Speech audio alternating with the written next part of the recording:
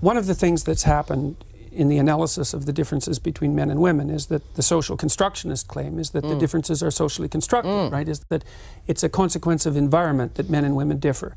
But what the scientific literature indicates is that as cultures become more egalitarian, like they have in Scandinavia, the differences between men and women actually increase rather than decreasing, which is a direct repost to the social constructionist view. So they just deny all that. The biggest differences in the world in interest and temperament are between Scandinavian men and women. It's exactly the opposite of what everyone predicted. Can I just pick up on one thing you said a little earlier in the interview, which you said it's the moral guidance that you are focused on. You think that is particularly important. How do you square that with the behaviour of perhaps arguably, you know, a prominent alpha male president of the United States, Donald Trump? Done endless interviews. You've been publicising your book, and they've generated plenty of heated debate. No, I actually sold out the Apollo. It had 5,000 seats. All right, stop boasting. Do you think, though, because of the heat that has been generated, that your views have been misrepresented at times? Oh, definitely, but that's, you know, that's part and parcel of the process. I did take a very forceful stance, let's say, against some of the excesses of the radical left-wingers, and it's in their best interest to paint me as somehow a figure of the extreme right, because then I don't have to be contended with. But, I mean, it's easy for people's views to be oversimplified in a very large public debate.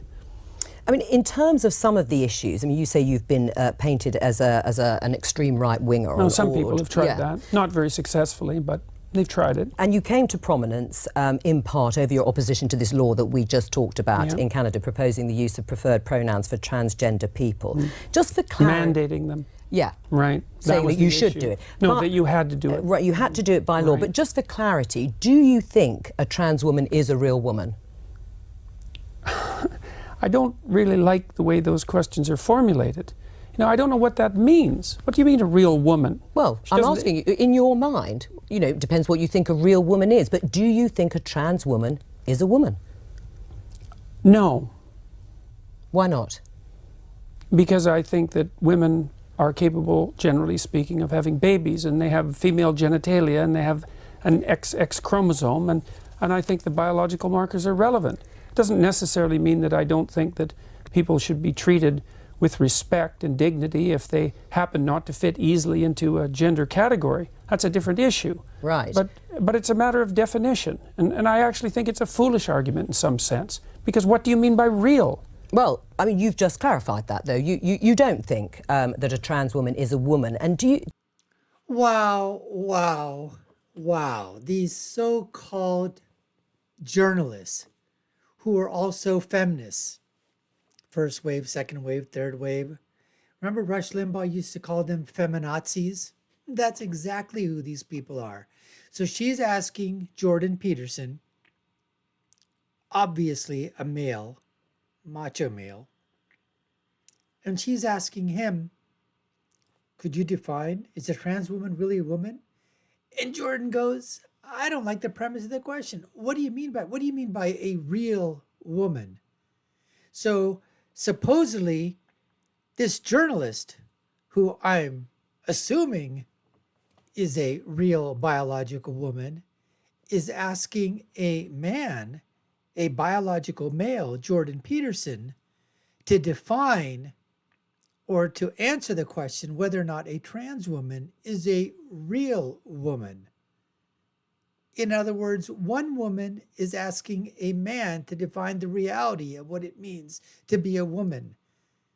I think it would be much better to say that this is what I believe to be a real woman. What do you think, Dr. Peterson? And how does that relate to a trans woman either being a woman or, what is a real woman? Anyways, let's get back to this interesting topic, as Jordan Peterson is about to school both of these feminists at their own game. Take a watch. What is behind or explains your opposition to this idea of a law mandating you to use a preferred pronoun is because you don't actually believe that that's the truth, that a trans woman is a woman and therefore you can't use that pronoun. No, that's not my argument at all. Really? Yeah, really. My argument is that the I know what government your shouldn't argument compel is. voluntary speech. No, but I know what your argument is, and No, you've but made that's it very really clearly. it. No, but that's exactly it. There's But the no behind. motivation There's behind no motivation behind it. But you don't believe I a wouldn't trans put woman is a everything woman. on my online in my life to take the stance I did unless I had thought that through very deeply. And I've thought it through very deeply. There aren't hidden motivations that have to do with some arbitrary prejudice against trans people. Okay. It's pure and simply this. There's never been a time in English common law history where the government compelled speech, and the Canadian government dared to do that. And that was unacceptable. And they masked it with this show of compassion for the oppressed. And Virtue I don't buy signaling. Right, but bullshit. you would, as I think you said, at an individual level, if somebody Wouldn't asked you, have. if somebody asked you to use a particular pronoun, you would do so. Well, I have. You have, Yes. right? Fine. Yes. Let's talk about feminism. Are you a feminist? No, not as it's currently defined, certainly not. No. Well, in any other definition? Well, I think that anybody who doesn't think that the competitive landscape should be opened up for equality of opportunity is not thinking. And so everyone's interests are better served if people have as equal access to opportunity to display their talents and to manifest their talents in the world as possible. So in that sense, certainly. But feminism now, and this is why it's so deeply unpopular, a very small minority of women in the UK identify as feminists. And the reason for that is it's primarily become an ideological weapon. And it's an ideology that I detest, actually, the ideology that it's associated with, collectivist ideology. Right. I mean, Toxic okay, and that's your view femininity. about feminism. Aisha, are you a feminist? Oh, absolutely. I'm a very proud feminist, and when I was a special advisor in government, I worked on women and equality issues, and I was very proud actually of a piece of legislation I got on the statute book with my former boss Harriet Harman, the Equality Act in 2010, which strengthened our anti-discrimination laws. And I fought very hard to get more women into public life, into the Labour Party, and I'm very, very proud of being a feminist, hence my pink dress. Oh, well, all right. Obviously reverting to type then in the pink dress. Absolutely, well. You would like men to... Geez, pink. Well, you know what? Is that something that maybe a woman actually thinks about? Dress, color, size, matching shoes, matching purse, matching scarf, matching makeup, matching everything? Or is that just something that is, men do it exactly in the same way as women, no difference whatsoever? to regain or reclaim their strength physically, mentally and morally. Is that broadly correct?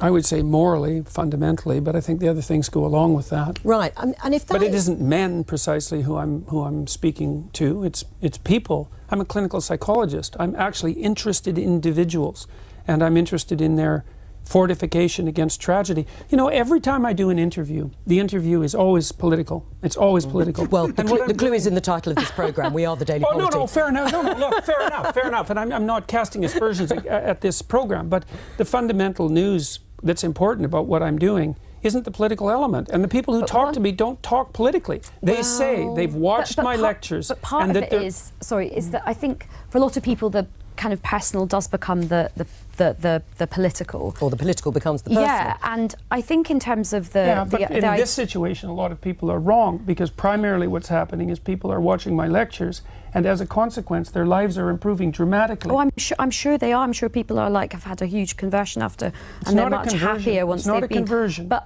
what I would like to do is kind of almost. I think at the moment the discussion about feminism is very divisive, and sometimes it can sort of be like. This lady is already beginning to piss me off. Okay, men have to lose and women have to gain. Actually, everybody has a lot to gain by greater equality. Now, whether you get the equality of outcome that you want, I think only time will tell. But certainly, equality of opportunity is very important. And actually, we can agree on that. And a lot of men would benefit from that. So I think a lot of men are having a lot of crises at the moment in terms of mental health, suicide issues, their own sense of identity, because I think some of the stereotypes put on men are quite limiting for them as well. I think they make men quite unhappy as well. The devil's in the details with regards to equality, because I'm an advocate of equality of opportunity. But I think the idea outcomes, that's an appalling doctrine. Why? All right, well, hang on.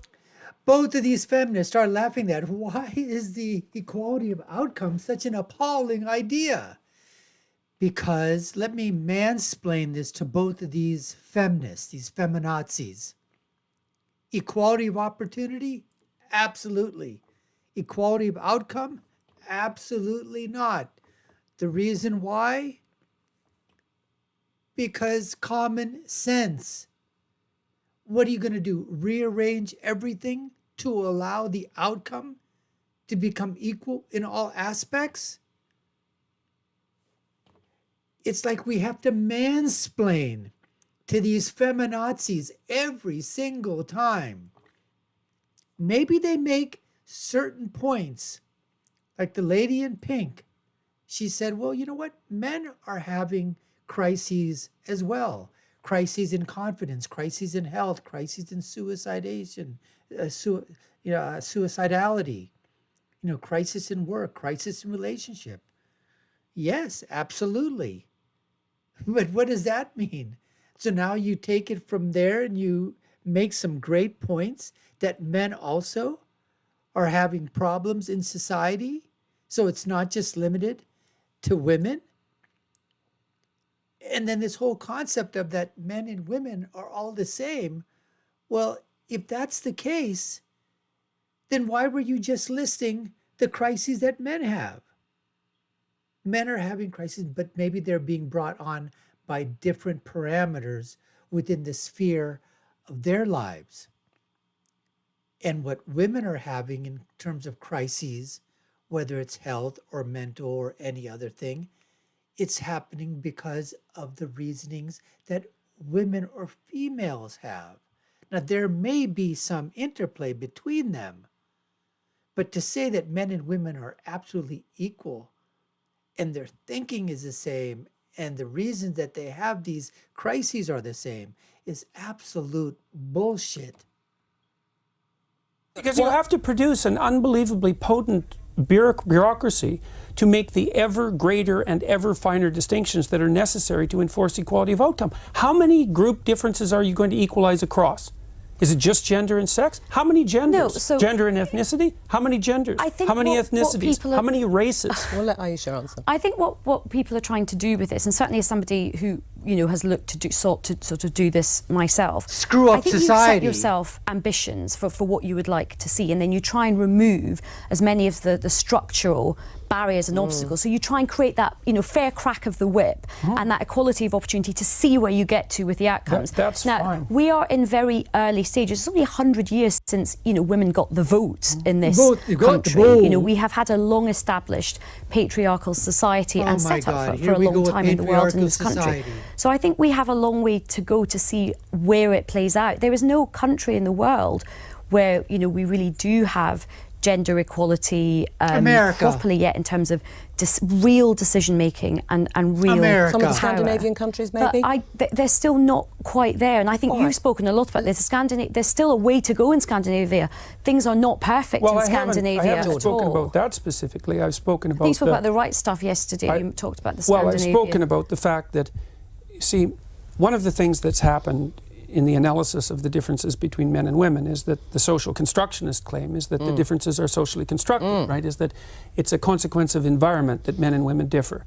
But what the scientific literature indicates is that as cultures become more egalitarian, like they have in Scandinavia, the differences between men and women actually increase rather than decreasing, which is a direct repost to the social constructionist view. So they just deny all that. The biggest differences in the world in interest and temperament are between Scandinavian men and women. It's exactly the opposite of what everyone predicted. Can I just pick up on one thing you said a little earlier in the interview, which you said it's the moral guidance that you are focused on. You think that is particularly important.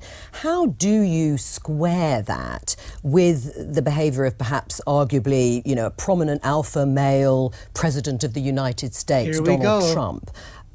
When his behaviour, he is accused of having an affair with a porn star when his wife was pregnant. How does that fit with morally reclaiming? I would say that was rather clearly immoral. Right. Yeah, but you would still, not to be a target for emulation. But you still would have voted for him over Hillary Clinton as an identity politics. It's just how none do of that you was on the table, and I said I might have voted for him on a whim. That's But all. you also did say you started out feeling quite close to Hillary Clinton. Can I just come on the very quickly, because we've got to move on. In a way, I don't care what Trump does in terms of his private life, but what I don't have is him stopping or potentially stopping other women having agency over their reproductive rights and lots of men taking those decisions. It's all about where the moral outrage lies and what's more morally outrageous in people's eyes. Is it his behaviour or the identity politics view on the... Anyway, we'll have...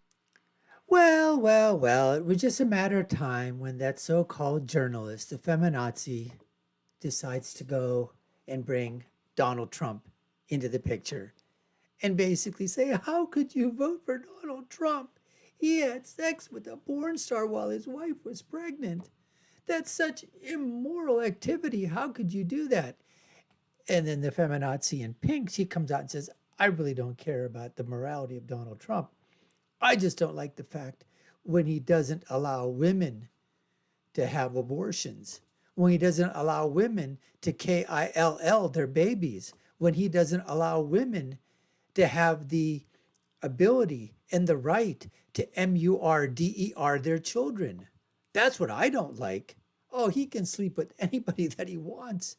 But the reason that I don't like Donald Trump is he doesn't allow women to have dominion over their children, and he won't let women and mothers KILL their children. That's why I would never vote for him.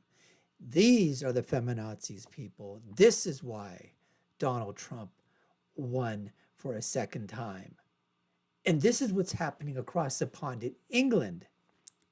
We all know their counterparts here in the United States of America think and do and believe in everything that these feminazis across the pond believe, because they are sisters in arms. Anyways, folks, we appreciate you taking the time to watch. You've been watching the Dr. Nasser Sheikh Show. I've been your host. My name is Dr. Nasser. If you've been done so already, subscribe to the channel, like, share, and follow us. You all know what to do. Tell us what you think in the comments below. Take a look at our 4 video links here and on our YouTube video page. We got thousands of videos up there. Anyways, my final thought, as always, is when you're right, and when you're left, you're just wrong. Until next time, folks, y'all take care and stay safe.